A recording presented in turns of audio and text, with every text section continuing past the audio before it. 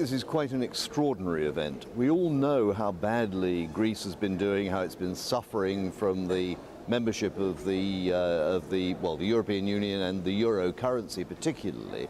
But I think this really brings it home to us in a dramatic fashion, where you have the national broadcaster of a country which is a member state of the European Union, which is simply unable to pay its way and has to close. I mean, this shows a country surely in meltdown, and in a broader sense, it shows the euro currency project in meltdown. It's been described as one of the riskiest political adventures of the post-war period.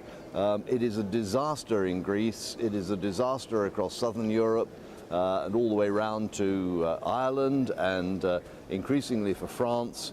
We're looking here at a project that has utterly and totally failed, and I think the closure of the Greek national broadcaster is just a dramatization of this development. It's amazing. We haven't seen this, I think, in peacetime in another country in Europe, not to my knowledge at any rate. We saw recently the publication of the IMF report, which admitted that the whole project to rescue Greece, as they said, was not about rescuing Greece. It was about rescuing the euro currency. And they did that with a total disregard for the damage that it would actually do to the Greek economy. The Greek is now going down in a debt spiral, and it's difficult to see any way out. No doubt they'll be back for another bailout, and I suspect that there'll be real problems with another bailout.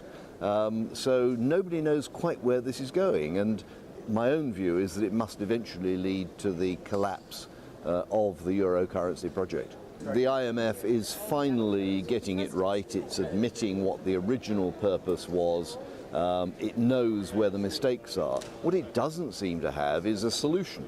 The European Commission, of course, is still trying to pretend that everything is wonderful and that the European project is a great success and that the euro currency merely has a few temporary blips. But that position is completely unsustainable. The public out there can see through it. The media commentators can see through it. National politicians can see through it. It is a disaster.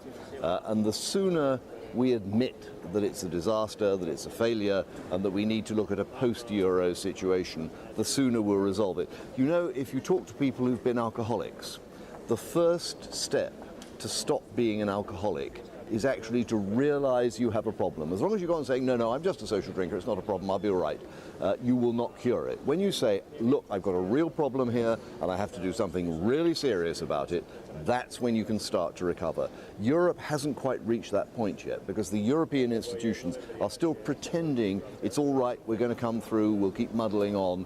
They have to say, sorry guys, we failed, this project is not going anywhere, let's go back to the drawing board and do something radically different.